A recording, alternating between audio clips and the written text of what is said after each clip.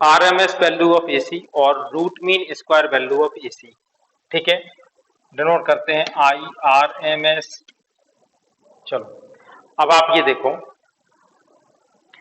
अगर हमारे पास कुछ नंबर हो 5, -3, -2, ठीक है, इन तीन नंबर का आपको एवरेज फाइंड करना हो तो आप कैसे फाइंड करेंगे? इन तीनों को ऐड करोगे और 3 का डिवाइड कर दोगे, कितना आ जाएगा? 0। ठीक है, लेकिन अगर हमें इनका फाइंड करना हो RMS value, root mean square value, तो हम करते क्या हैं? सबसे पहले स्क्वायर करेंगे, फिर मीन ले लेंगे, फिर रूट ले लेंगे। ठीक है ना?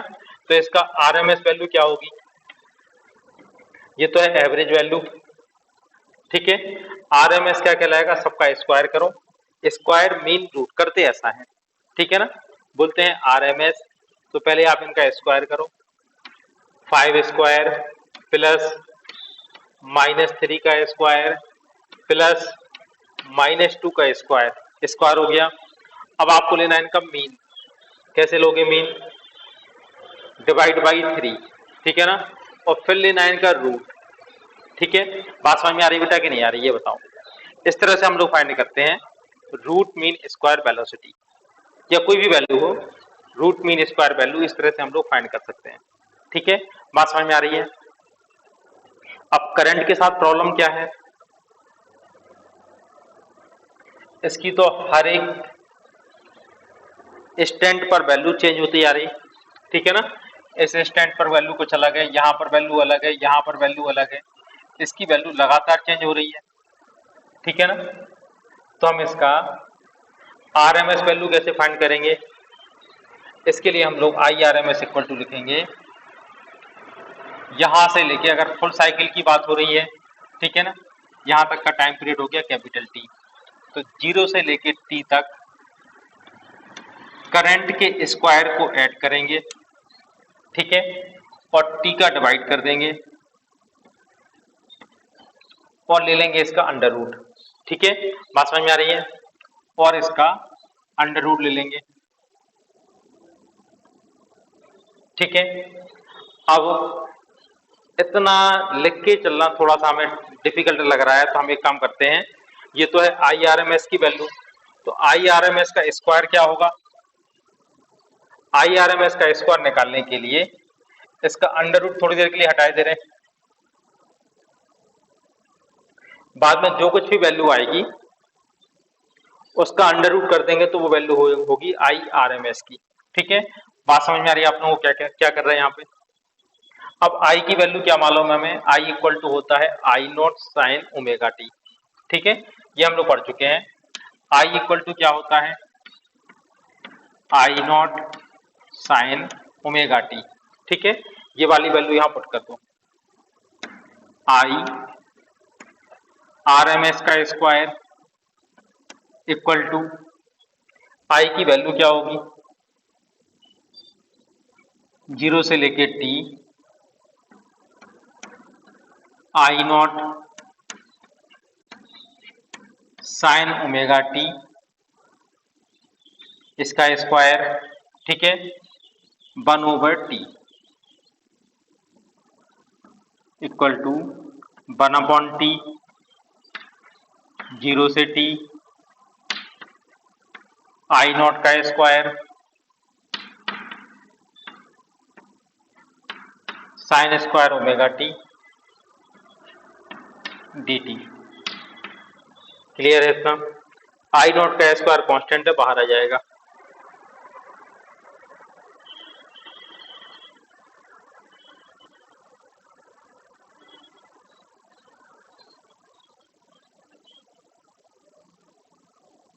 इक्वल टू I0 का स्क्वायर बाहर आ गया over T sine square omega T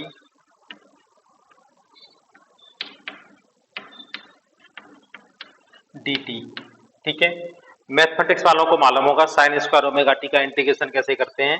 ठीक है, लेकिन फिर भी आप एक बार देख लो, इसके लिए हमें फॉर्मूला लिखना पड़ेगा cos 2 थीटा का। cos 2 थीटा की कुछ फार्मूले आपको बताए थे।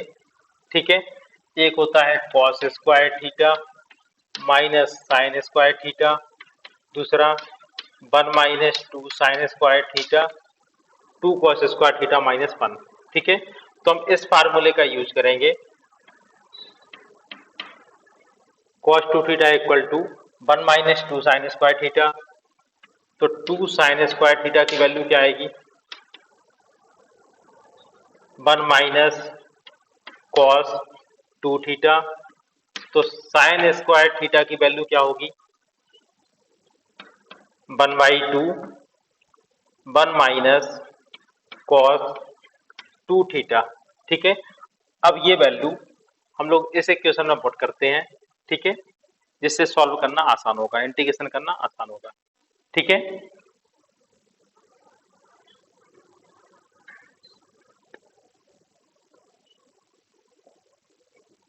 इक्वल टू आई नॉट का स्क्वायर ओवर टी, 0 से लेके टी, साइन स्क्वायर थीटा की वैल्यू रखते हैं, साइन स्क्वायर ओमेगा टी की वैल्यू 1/2 1 - cos थीटा की जगह है ओमेगा टी, तो ये हो जाएगा 2 ओमेगा टी डी टी। ठीक है,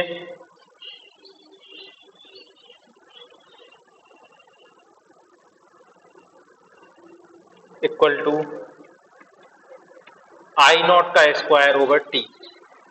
ठीक है, आई नॉट का स्क्वायर ओवर टी, 2 को भी बाहर ले लिया तो हो गया 2t, 1 का इंटीग्रेशन करोगे 1 dt का हो जाएगा t, minus cos 2 omega t का हो जाएगा sine 2 omega t over 2 omega. ठीक है, जो भी एक्स्ट्रा होता है उसका डिवाइड कर देते हैं इंटीग्रेशन में, और डिफरेंशिएशन होता है तो इसका मल्टीप्लाई करते हैं। ठीक है, लिमिट 0 से लेके t। ठीक है, लिमिट लगाते हैं अब, इक्वल टू आई नॉट का स्क्वायर ओवर 2t, इसकी जगह आएगी upper limit t minus sine 2 omega capital T over 2 omega. ठीक है, माइनस लोअर लिमिट, यहाँ रखोगे तो 0, यहाँ रखोगे तो 0, ये पूरा 0 हो जाएगा। ठीक है ना, इसको सॉल्व करते हैं। इक्वल टू आई नॉट का स्क्वायर, टी का बेटा यहाँ पे डिवाइड कर दो, आई नॉट का स्क्वायर ओवर 2, टी को अंदर डिवाइड करोगे तो टी ओवर टी हो जाएगा 1 माइनस साइन 2, ओमेगा की वैल्यू क्या होती है, 2 pi over capital T into T over 2 omega T. ठीक है, अब आप ये देखो टी से टी कैंसिल हो गया, साइन 4 पाई। ठीक है, साइन 4 पाई की वैल्यू क्या होगी, साइन पाई 2 पाई 3 पाई 4 पाई सबकी वैल्यू होती है 0, तो ये पूरा फैक्टर हो गया 0। ठीक है, इससे क्या आएगा, ये किसकी वैल्यू आ रही थी, आई आर एम एस के स्क्वायर की वैल्यू, तो आई आर एम एस का स्क्वायर इक्वल टू क्या हो जाएगा, आई नॉट स्क्वायर ओवर 2, इससे आई आर एम एस की वैल्यू क्या होगी, आई नॉट ओवर √2। ठीक है, ये देख लो, ये कहलाएगी R M S value of current. ठीक, वोल्टेज की इक्वेशन हो या करंट की इक्वेशन एक ही बात है। आई आर एम एस की वैल्यू है I not over √2, V R M S की वैल्यू क्या होगी, वी नॉट ओवर √2। ठीक है ना, तो अब हमारे पास बहुत सारे अलग अलग वोल्टेज हो चुके हैं। कौन कौन से वोल्टेज आ चुके हैं, R M S voltage, instantaneous voltage, average voltage. ठीक है ना, अलग अलग तरह के वोल्टेज आ रहे हैं। तो हमारे घरों में जो 220 वोल्ट आता है, ये कौन सा वोल्टेज होता है, ये होता है आरएमएस वोल्टेज। ठीक है ना, बात समझ में आ रही कि नहीं आ रही, हमारे घरों में जो सप्लाई वोल्टेज आता है 220 वोल्ट, ये ही वोल्टेज कहलाता है आरएमएस वोल्टेज। ठीक है ना, इसी को कहते हैं इफेक्टिव वोल्टेज, इसी को कहते हैं एपरेंट वोल्टेज। ठीक है, अब आपको कोई क्वेश्चन गिवन हो और आपको कहा जाए 200 वोल्ट सप्लाई, 500 वोल्ट सप्लाई और कुछ भी ना दिया जाए कि ये कौन सा वोल्टेज है, तो आपको हमेशा लेना है आरएमएस वोल्टेज। इक्वेशन आपको दी है V equal to 200 sine 3140 cos 3140, ठीक है ना। तो आप ये देखो, इसको थोड़ा सा हम लोग रीअरेंज करके ऐसे लिख सकते हैं, V इक्वल टू 200 को लिख लें 100 इंटू 2 साइन 3140 कॉस 3140, ठीक है। अब ये कौन सा फार्मूला बन गया, 2 साइन थीटा कॉस थीटा, ये हो गया साइन 2 थीटा का फार्मूला। तो आप V इक्वल टू क्या लिखेंगे, 100 sine 2 theta 2 into 3140 V equal to 100 sine 628t, ठीक है। बात समझ में आ रही। अब हमें फाइंड करना है मैक्सिमम वैल्यू ऑफ वोल्टेज। अब आप कंपेरिजन करवा दो, V equal to V naught sine omega t से, ठीक है ना। तो V नॉट की वैल्यू क्या हो जाएगी, 100 वोल्ट, मैक्सिमम वोल्टेज हो जाएगा 100 वोल्ट, ठीक है। Average value of voltage over half cycle, average value का फार्मूला आपको मालूम है, ठीक है। 2 V naught over pi equal to कितना हो जाएगा, 200 ओवर पाई, पाई की वैल्यू 3.14 लिख सकते हो, ठीक है, ऐसे ही रहने दो, 200 ओवर पाई वोल्ट, ठीक है। ये आ चुकी है average value over half cycle. अब आरएमएस वैल्यू क्या होती है, आरएमएस वैल्यू आपको मालूम है V naught over √2, V not की वैल्यू कितनी है 100, कितना हो जाएगा 100 ओवर √2, ठीक है। इसके बाद है time taken to reach from 0 to maximum value, ठीक है ना। वोल्टेज को 0 से मैक्सिमम वैल्यू तक पहुंचने में कितना टाइम लगेगा, ठीक है। तो देखो ये टाइम लगेगा 0, सॉरी ये टाइम हो गया t, ये वाला कहलाएगा टाइम t/2 और ये वाला टाइम कहलाएगा t/4, ठीक है। बात समझ में आ रही बेटा इतनी कि नहीं आ रही। तो 0 से मैक्सिमम वैल्यू तक पहुंचने में टाइम कितना लगता है, t/4। तो पहले आप टाइम पीरियड फाइंड करो। तो टाइम पीरियड फाइंड करने के लिए इसको किससे कंपेरिजन करवाओगे, V equal to V naught sine omega t, omega की वैल्यू क्या होगी 628, ठीक है। ओमेगा क्या होता है 2 पाई न्यू या 2 pi over capital T equal to 628, ठीक है। 2 पाई की वैल्यू 3.14 हो जाएगा 6.28, इससे कैंसिल करोगे तो 100, तो 1/t इक्वल टू क्या आ गया 100। तो t की वैल्यू क्या आएगी 1/100 सेकेंड, ये कहलाएगा इसका टाइम पीरियड, या आप कह सकते हो 0.01 सेकेंड, ठीक है ना। ये आ गया टाइम पीरियड। और यहां से यहां तक पहुंचने का टाइम क्या ले लें, स्मॉल टी ले लें, इक्वल टू 0.01 ओवर 4, ठीक है ना। इतने टाइम में ये मैक्सिमम वैल्यू, दो केस आपको गिवन है, find average value and RMS value of current in 2 second and 4 second, ठीक है। एवरेज वैल्यू निकालते हैं पहले 2 सेकंड में। तो आप ये देखो 2 सेकंड में फर्स्ट वाले ग्राफ में ये कांस्टेंट है, सारी वैल्यू 10 है, ठीक है ना। अगर हम आपसे बोलें कि आपके दो सब्जेक्ट में, एक में मार्क्स आते हैं 10, दूसरे में भी आते हैं 10, ठीक है ना, तो इनका एवरेज क्या होगा ये बताओ। एवरेज भी 10 होगा, ठीक है ना। तो फर्स्ट और सेकंड दोनों केस में देखो एक ही बात है, चाहे फर्स्ट केस हो या सेकंड केस हो, ठीक है ना। सबसे पहले अगर हम एवरेज वैल्यू फाइंड करें इन फर्स्ट केस, तो ये तो कांस्टेंट वैल्यू है, देखो 10 वैल्यू कांस्टेंट है, 2 सेकंड तक तो कांस्टेंट है, ठीक है ना। तो एवरेज क्या होगा, आप ऐसा कह सकते हो कितनी वैल्यू है, एक ही वैल्यू है 10 की, ठीक है ना। तो एवरेज क्या होगा, फर्स्ट केस का भी होगा 10 और सेकंड केस का एवरेज भी होगा 10, ठीक है ना। अब हम बात करते हैं ये कितने सेकंड की बात हो गई, 2 सेकंड। अब हम लोग एवरेज वैल्यू फाइंड करते हैं इन 4 सेकंड, ठीक है। तो आप ये देखो फर्स्ट केस में क्या होगा, आप ऐसा कह सकते हो एक स्टूडेंट के एक सब्जेक्ट में नंबर आते हैं 10 और दूसरे सब्जेक्ट में नंबर आते हैं 0। ठीक है, एवरेज क्या कहलाएगा? दोनों को ऐड करके, ठीक है, 2 का डिवाइड कर दो। तो आप क्या करोगे यहाँ पे 10 प्लस 0 अपॉन 2 इक्वल टू 5। ठीक है, तो फर्स्ट केस का एवरेज क्या होगा 5।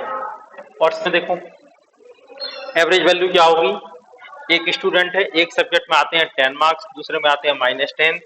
ठीक है, एवरेज क्या होगा 10 माइनस 10 अपॉन 2 इक्वल टू 0। ठीक है, बात समझ में आ रही है? RMS value in 2 second and RMS value in 4 second. ठीक है, फर्स्ट केस में क्या होगा, देखो जितनी भी वैल्यू है यहां से यहां तक सारी वैल्यू 10 है। ठीक है ना, तो RMS क्या कहलाता है, सबको ऐड करके देखो अगर एक ही वैल्यू है तो आप क्या करोगे इसमें 10 का स्क्वायर डिवाइड बाई 1। ठीक है ना, एक ही वैल्यू है यहां से यहां तक, ऐसा अपन ले सकते हैं। ठीक है ना, RMS स्क्वायर फिर मीन फिर आपको करना है अंडर रूट। ठीक है, तो ये कितना आ जाएगा, ये वैल्यू आएगी 10। तो फर्स्ट का निकाल दिया, सेकंड का आप देखोगे तो वही होगा। ठीक है ना, फर्स्ट और सेकंड दोनों केस एक ही है, 2 सेकंड तक तो एक ही केस है, तो इसका भी हो जाएगा 10। ठीक है, अब आप देखो RMS value in 4 second, first वाले का देखो, देखो इसमें कितनी वैल्यू दिख रही, 2 वैल्यू, एक वैल्यू है 10 और दूसरी वैल्यू है 0। ठीक है ना, तो आप क्या लिखोगे, सबसे पहले स्क्वायर 10 स्क्वायर प्लस 0 स्क्वायर, इसके बाद लेना है इनका मीन, कितने से डिवाइड करना पड़ेगा, 2 वैल्यू है, 2 से आपने डिवाइड कर दिया और फिर लेना है इसका अंडर रूट। ठीक है ना, तो ये कितना आ जाएगा 10/√2। इसके बाद देखो सेकंड केस में देखो RMS वैल्यू इन 4 सेकंड। ठीक है, तो कैसे फाइंड करते हो, 10 का स्क्वायर प्लस -10 का स्क्वायर, एक वैल्यू है 10 दूसरी वैल्यू है -10। ठीक है ना, तो स्क्वायर हो गया, मीन के लिए क्या करना पड़ेगा 2 वैल्यू। ठीक है ना, 2 का आपने डिवाइड कर दिया, फिर आपको लेना है इसका अंडर रूट। ठीक है, कितना हो जाएगा 100 प्लस 100 200/2। ठीक है ना, ये 200/2, तो ये आ गया 100। ठीक है ना, इक्वल टू आपने कोई रेजिस्टेंस लिया या कोई सर्किट लिया, इसमें आपने DC भी कनेक्ट की और AC भी आपको कनेक्ट करना है उसी सर्किट में। एक रेजिस्टेंस है, इसकी वैल्यू है R, वही रेजिस्टेंस लिया और AC का सिंबल होता है इस तरह का। ठीक है, DC का सिंबल ये हो गया, AC का सिंबल ये हो गया। ठीक है, बात समझ में आ रही कि नहीं आ रही? इसके वोल्टेज को हम लिखते हैं V और इसकी जगह हम लिखते हैं V=V0 sin ओमेगा टी, या इसकी जगह cos ओमेगा टी भी लिख सकते हैं, दोनों साइनोसाइडल वेव होती है। ठीक है, यहां तक बात समझ में आ रही? अब आपने क्या किया, देखो आपने एक AC सर्किट से इस रेजिस्टेंस को कनेक्ट किया,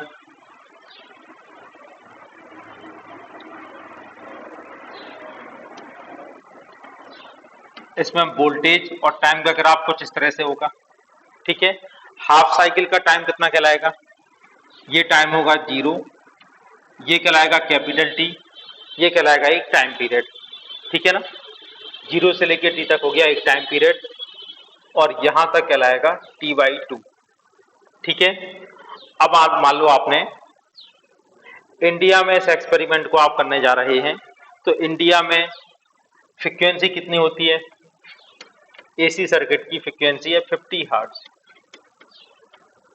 ठीक है, टाइम पीरियड क्या होगा 1/50। यहां तक बात समझ में आ रही? तो हाफ टाइम कितना कहलाएगा, हाफ टाइम पीरियड ये कहलाएगा T=1/100 second.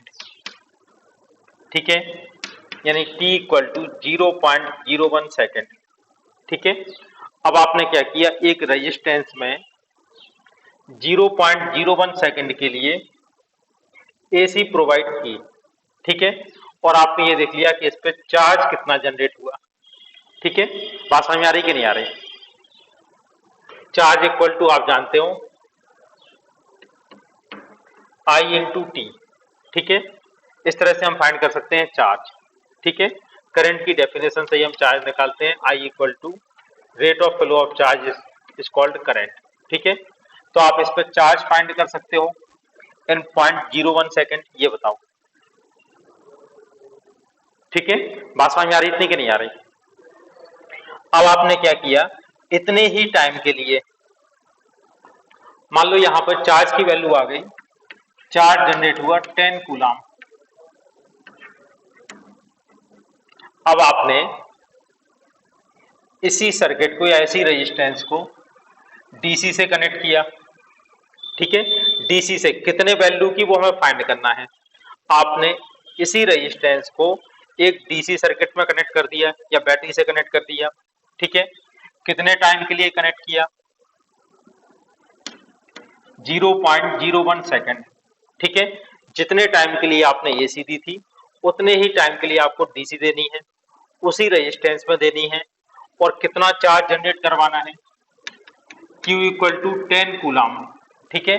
10 coulomb charge generate करवाने के लिए कितने वैल्यू की डीसी देनी पड़ेगी, ठीक है।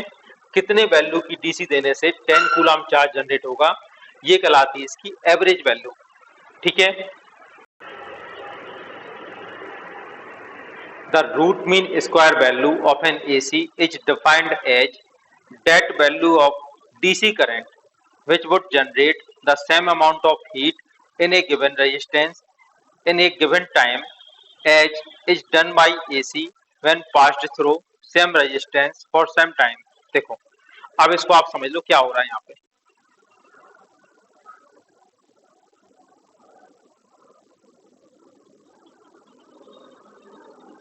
देखो अब आपने क्या किया, एक रेजिस्टेंस है, कोई भी रेजिस्टेंस, फिर से वही बात करते हैं, 2 ओम का एक रेजिस्टेंस है या कोई सर्किट है, इसको हमने एसी सप्लाई से कनेक्ट किया, ठीक है। V equal to V naught sine omega t. अब हम फुल साइकिल के लिए इसमें करंट को जाने दे रहे हैं, ठीक है ना। फुल साइकिल मतलब कितना टाइम कहलाएगा? 0.02 सेकेंड, ठीक है।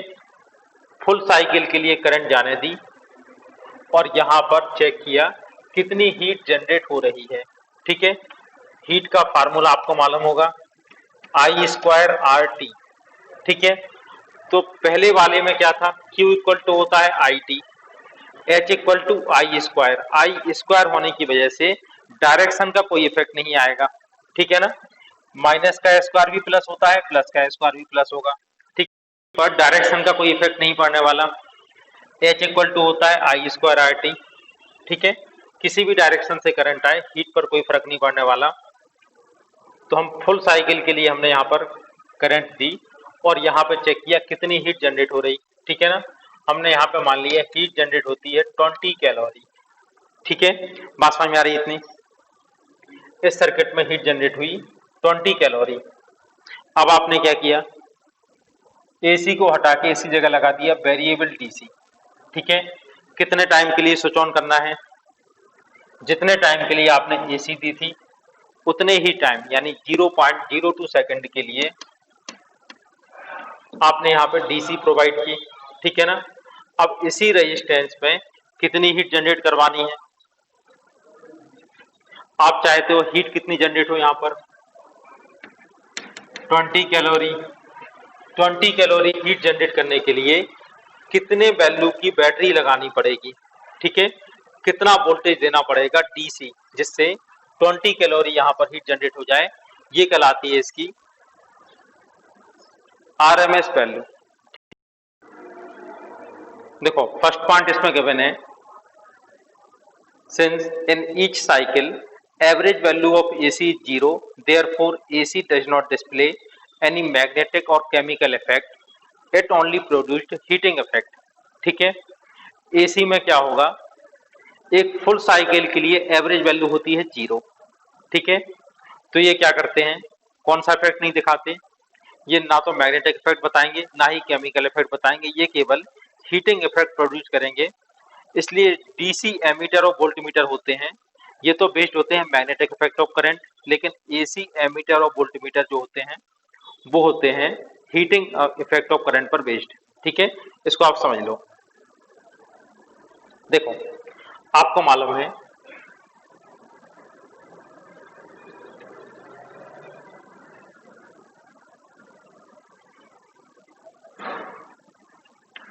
एसी में करंट का टाइम के साथ ग्राफ इस तरह का होगा। ठीक है, एसी में करंट और टाइम ग्राफ ये बना लिया। डीसी में क्या होगा, करंट की वैल्यू टाइम के साथ कांस्टेंट होगी।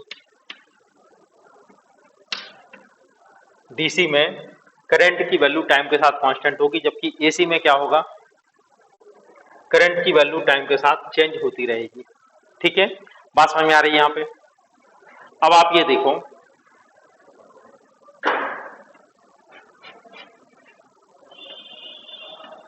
अगर हम किसी भी रेजिस्टेंस को एसी से कनेक्ट करते हैं तो यहाँ पर प्लस और माइनस फिक्स नहीं होते हैं, प्लस माइनस लगातार चेंज होते रहते हैं। और अगर इंडिया की बात करें तो एक सेकंड में 100 टाइम्स प्लस माइनस लगातार चेंज होते रहेंगे। ठीक है, अब आपने क्या किया, एक वायर को आपने एसी करंट से कनेक्ट कर दिया। बात समझ में आ रही? अब यहाँ पर प्लस माइनस की डायरेक्शन लगातार चेंज हो रही है। ठीक है, तो करंट कभी इस डायरेक्शन से आएगी, कभी करंट इस डायरेक्शन से आएगी। ठीक है ना, करंट की डायरेक्शन लगातार चेंज हो रही है।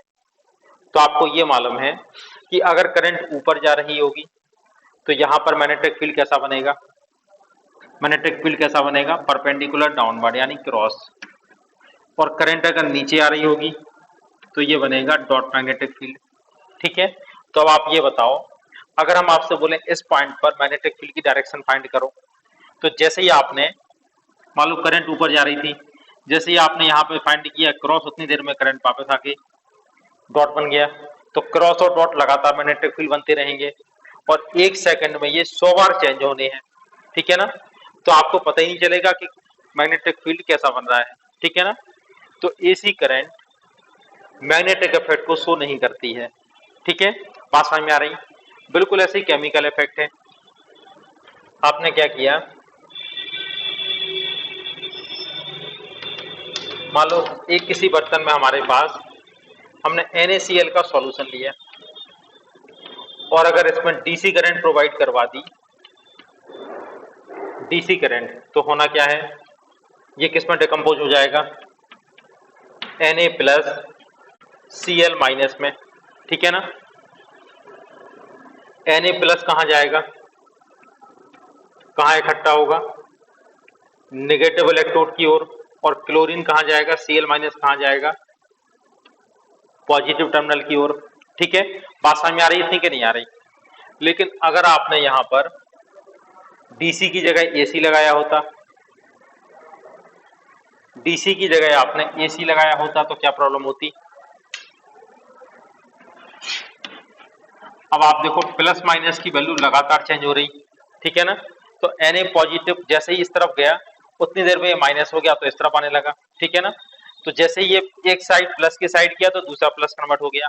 तो इनको पता ही नहीं चलेगा जाना कहाँ पर है, एक्चुअल में ये वाला प्लस है कि ये वाला प्लस है। ठीक है ना, तो ये क्या कहलाता है, केमिकल इफेक्ट। ठीक है, तो केमिकल इफेक्ट को कौन शो करता है, ओनली डीसी। ये कहलाता है मैग्नेटिक इफेक्ट। मैग्नेटिक इफेक्ट और केमिकल इफेक्ट को ओनली डीसी शो करती है। एसी करंट किसको शो करती है, ओनली हीटिंग इफेक्ट, क्योंकि हीट में H प्रोपोर्शनल टू होता है I²RT। ठीक है ना, इसमें डायरेक्शन से कोई मतलब नहीं होगा। आ रही बात समझ में कि नहीं आ रही? इसलिए डीसी वाले जो एमीटर वोल्टमीटर होते हैं, ठीक है, ये जो आपको दिखाई दे रहा है गैल्वेनोमीटर, ये है डीसी, इसमें प्लस माइनस फिक्स होते हैं। ठीक है ना, और ये कौन से किस प्रिंसिपल पर बेस्ड होते हैं, मैग्नेटिक इफेक्ट ऑफ करंट। जबकि एसी को मेजर करने के लिए जो एमीटर और वोल्टमीटर होते हैं वो कौन से प्रिंसिपल पर बेस्ड होते हैं, हीटिंग इफेक्ट ऑफ करंट है। Alternating current involve greater risk as compare to DC. ठीक है ना, एसी में डीसी के कंपैरिजन में ज्यादा रिस्क क्यों होती है, इसका मतलब आप समझ लो, किसी सर्किट में डीसी फ्लो हो रही है 220 वोल्ट की, ठीक है। डीसी वोल्टेज और टाइम के बीच में ग्राफ अगर आपने ड्रॉ किया तो किसी भी टाइम पर वोल्टेज की वैल्यू 220 वोल्ट ही रहेगी, ठीक है। अब एसी को देखते हैं। अगर किसी सर्किट में एसी फ्लो हो रही है, ठीक है, तो ये वोल्टेज और टाइम का ग्राफ हो गया, ठीक है। अगर आप कहते हो 220 वोल्ट एसी, तो यहां पर 220 वोल्ट कौन सा होगा? ये होता है आरएमएस वोल्टेज, आरएमएस वोल्टेज, ठीक है। अब आप ये देखो मैक्सिमम वोल्टेज कितना होगा, आपको मालूम है वी आरएमएस की वैल्यू होती है वी नॉट ओवर रूट 2, ठीक है। वी आरएमएस की वैल्यू आपने रखी 220 volt into root 2 equal to आ गया मैक्सिमम वोल्टेज, ठीक है। तो इसकी वैल्यू होगी नियरली 311 वोल्ट, ठीक है।